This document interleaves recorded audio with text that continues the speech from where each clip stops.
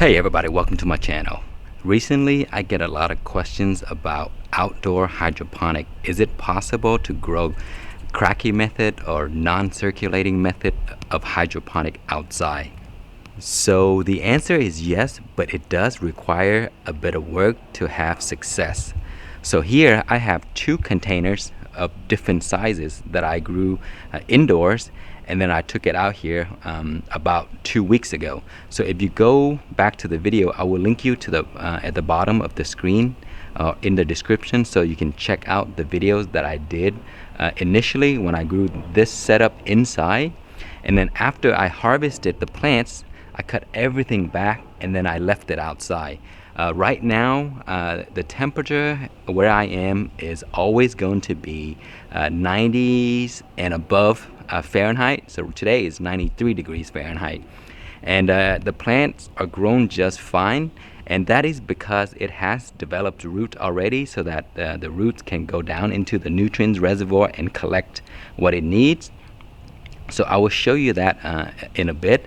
But I want to cover some things. If you want to try it out, you're gonna have to go through a certain process in order to have success with this.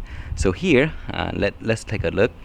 I have this perpetual spinach plant grown in a 1-gallon container, initially indoors. And as you can see, you see all of these large leaves here they were about this size or a little bit bigger, and I harvested all of those, and then only the small leaves remain, and then I took these outside. Same with these. You see at the bottom, I harvested all of the larger leaves and I cut everything back, and all it had left was small leaves. And then I took the container outside and just left it outdoor. I did fill it up a little bit so that the nutrients could be at a certain level for the plants to take it up. So you're probably wondering why I cut everything back before I put it outside. So the answer to that is, if you grown these plants inside and the leaves get big, they are already adjusted to inside condition, so they may be a little tender and a little weaker. So if you take those leaves and put it outside, since they're already full grown, they don't adjust very well and they will burn. So that is why I cut everything back and then I took it outside. Cutting it back allows the younger leaves to grow, and when the younger leaves grow, it will get bigger and bigger and bigger, and it can adjust very quickly, better than the big leaves that are already grown and would not grow anymore. So you see again, so those are all the leaves that were gone, and these were the baby leaves. They're about this size, and then they grew back, and now they're adjusted to outside condition, and so they won't burn anymore. So growing this outside in very hot climate, you will also need a good sized reservoir. So if you have a smaller container like this, the nutrients evaporates very quickly, and if you don't refill in time, then your plants are not going to be able to take up the nutrients. And you see how the roots are kind of dead up here, and at the bottom it's kind of start to brown, and that was because the nutrients level dropped so fast that the roots don't have a way to grow fast enough to get into the reservoir down there to pick up the nutrients. So I have to constantly monitor and feed new water so that it can be at the level where the roots can pick it up. And then when I forgot, that's what happened. It dried up and it kind of died back, but thankfully it produced some new roots, and it's still alive right now, but it's basically hanging on. But for these, the reservoir is much larger, so it does take a longer period for the nutrients to evaporate, so the roots can still get the nutrients it needs and keep itself alive, and was fine. You see the roots are still nice and fresh and clean. And there is my reservoir. You see when I grew this indoor, it didn't even drink this fast because there's nothing to evaporate it. So it drink in the 30 days only like a few gallons, but when it's outside, every 5 to 6 days it drink the same amount of nutrients as what it did inside in 30 days. So you see the level is really low right now. So I'm gonna have to refill, and then I'm gonna show you what I do when I refill. You see, if you put this back, you have to see where the roots are. The top of the roots, the dry area, is your air roots. The bottom that goes into the nutrients is your water roots. So if you refill past the dry area, which is the air roots, the plants will suffocate. So when you refill, you can only refill to a certain level. Okay, so also another method that works for this is that I didn't use any pH, so I don't pH in this method, and it's kind of good in the sense that if you happen to do that every few days, it's going to be such a pain and it's not going to be worth the effort, because every few days I have to add water, and if I have to do pH every few days, then it's not worth my time. I'm not going to do that. So all I did was add water when it's low, and then in a few more times then I add the nutrients.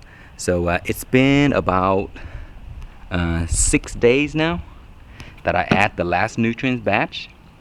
So today I'm going to add more nutrients, and I'm going to add more water, and I'm going to show you the exact way that I did it so that you can know how to do this as well, and maybe try it on your own.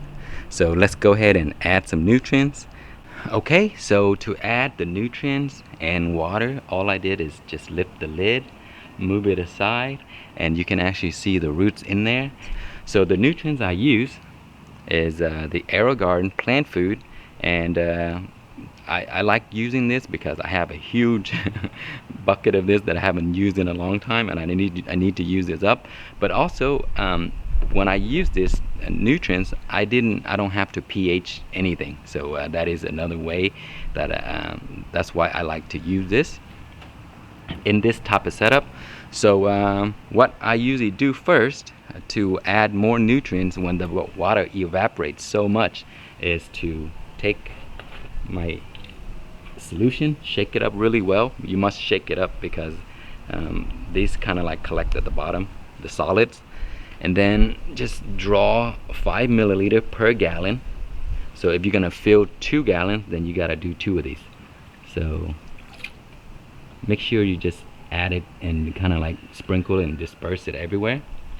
And then this is water straight from my faucet.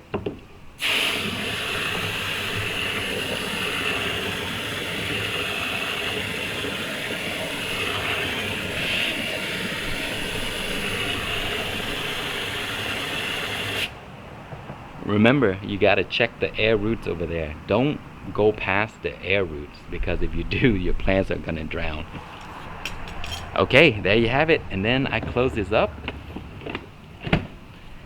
and that is basically how I change or add more nutrients once it evaporates.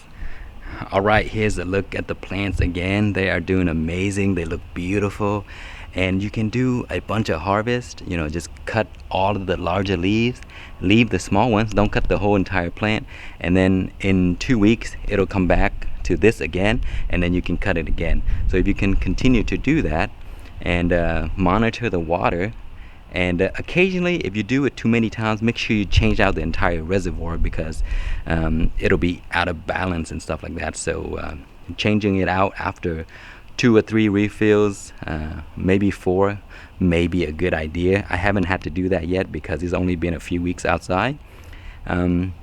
Same with this.